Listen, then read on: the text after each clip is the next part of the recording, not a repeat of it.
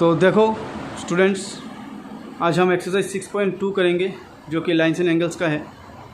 तो यहाँ पे क्वेश्चन नंबर 1 बोला है, in fig 6.28 find the values of X and Y and then show that A B is parallel to C D. पहले इस angle X और एंगल वाई का वैल्यू हमें निकालना है, फिर हमें दिखाना है कि ये जो लाइन ए बी है वो इस लाइन सी डी का पैरेलल है। तो अभी हम क्या करेंगे, देखो यहाँ पे ये जो एंगल दिया है ये क्या दिया है 130 डिग्री, और ये जो एंगल वाई है वो क्या है इस एंगल का 5 डिग्री अपोजिट एंगल। तो हम इससे यहाँ से हम कह सकते हैं फ्रॉम द फीग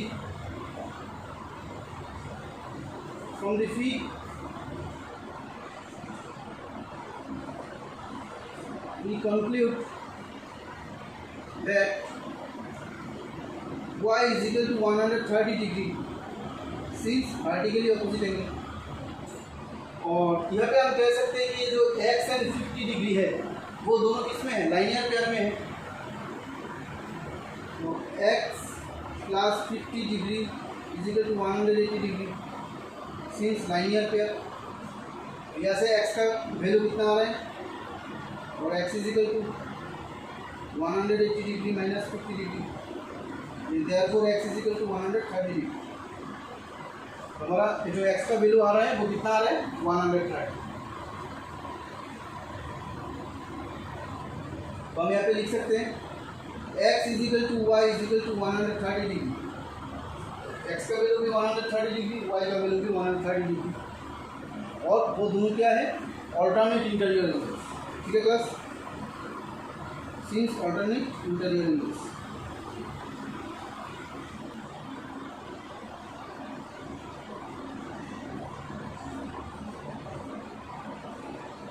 तो हमें पता है थ्योरम कि अगर एक ट्रांसवर्सल दो लाइन्स को इंटरसेक्ट करते हैं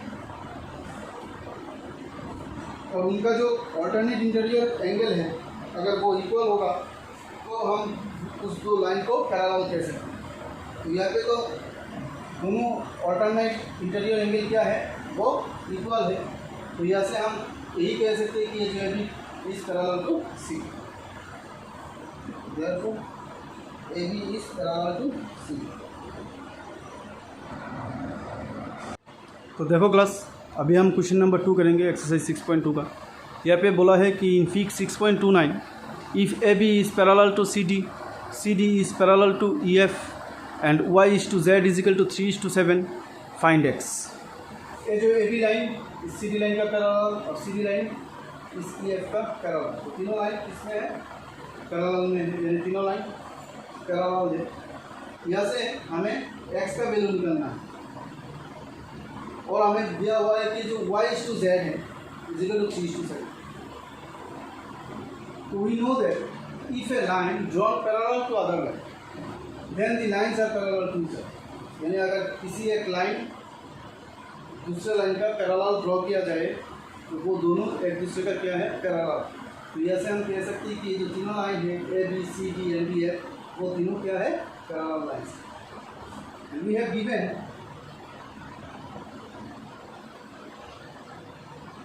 AB parallel to CD, CD parallel to EF,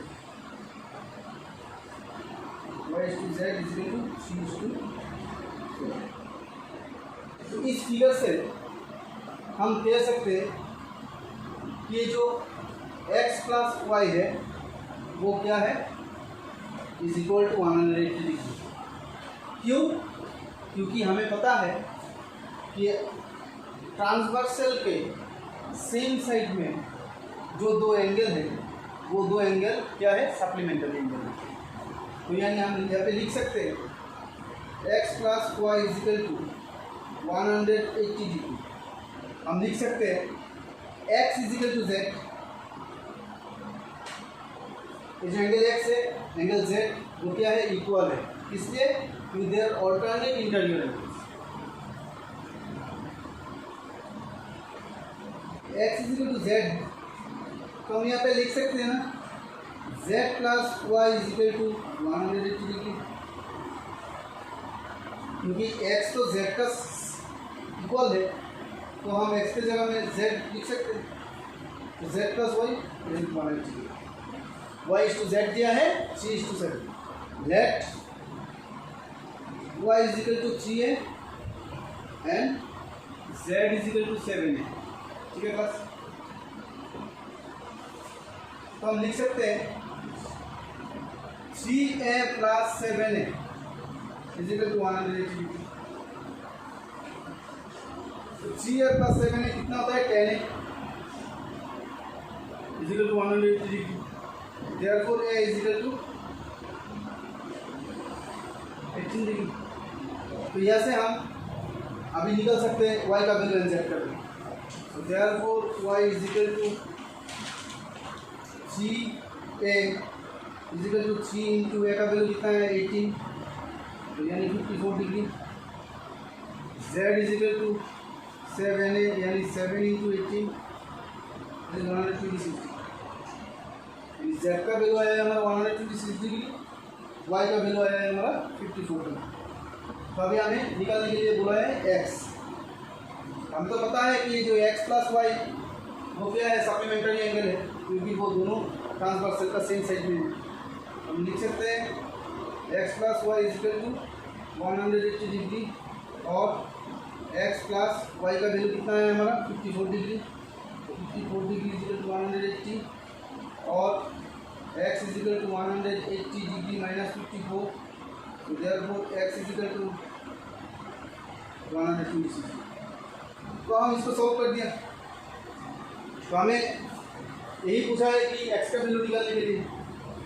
तो अभी यहाँ पे हम लिखेंगे therefore x is equal to 126 degree. यही है हमारा आंसर।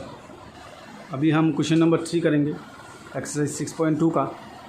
तो यहाँ पे बोला है in fig 6.30 if AB is parallel to CD and EF is perpendicular to CD and angle GED is equal to 126 degree. Find angle AGE, GEF and FG. We have given AB parallel to CD and EF perpendicular to CD and angle GED is equal to 126 degree. तो अभी हमें angle AGE निकालना है। AGE यानी ये वाला angle, फिर angle GEF यानी ए वाला एंगल, इसको हमें निकालना है। एंड एंगल FGE ये वाला एंगल हमें निकालना है। तो पहले हम एंगल GEF निकाल लेंगे। तो एंगल GEF को कैसे निकालेंगे? इस एंगल GED से हम एंगल GEF को निकालेंगे। एंगल GED यानी GED ये वाला एंगल, इसको हम कैसे लिख सकते हैं? Angle GEF plus angle FED। Angle GEF plus angle FED और एंगल FED हमें क्या दिया हुआ है 90 डिग्री और एंगल GED हमें क्या दिया है 126 डिग्री। तो यहाँ पे देखो 126 डिग्री। GEF हमें निकालना है, तो angle GEF plus angle FED कितना दिया है 90 डिग्री, तो यहाँ पे 90 डिग्री और 126 degree minus 90 degree is equal to angle GEF और माइनस करने से कितना आएगा 36 डिग्री। यानी ये जो हमारा एंगल GEF है ये वाला एंगल, इसका वैल्यू हमारा आया कितना 36 डिग्री। एंगल GEF हमने निकाल दिया। तो अभी बोल रहे हैं कि AGE निकालने के लिए एंड FGE। तो AGE ये वाला एंगल है। हम कह सकते हैं ना ये जो AGE है वो इक्वल टू होगा GED, क्योंकि they are alternate interior angle. तो हम यहाँ पे लिखेंगे angle AGE is equal to angle GED, क्यों? They are alternate interior angle.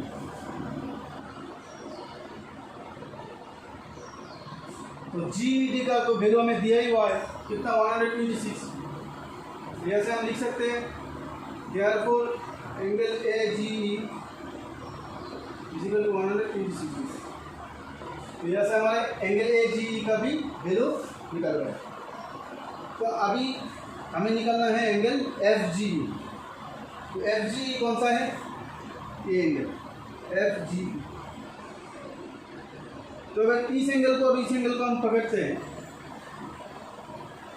तो हम देखेंगे कि ये दोनों क्या है, लाइनियर पेयर में है।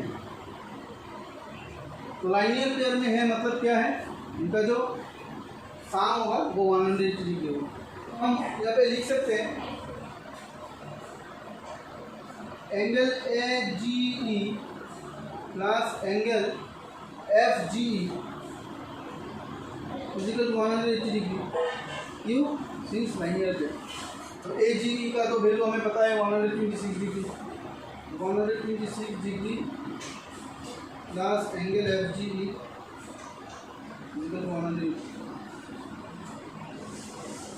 और angle FGE equal to 180 degree minus 126 degree.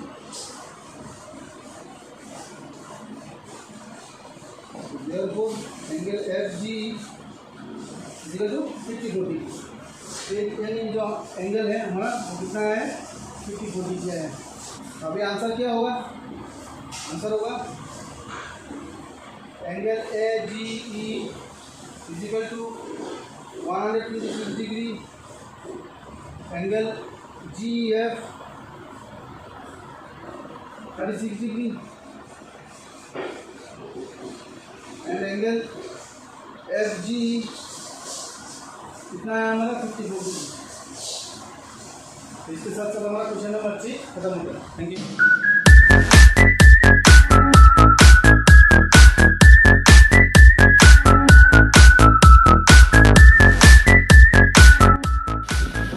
Like, share and subscribe.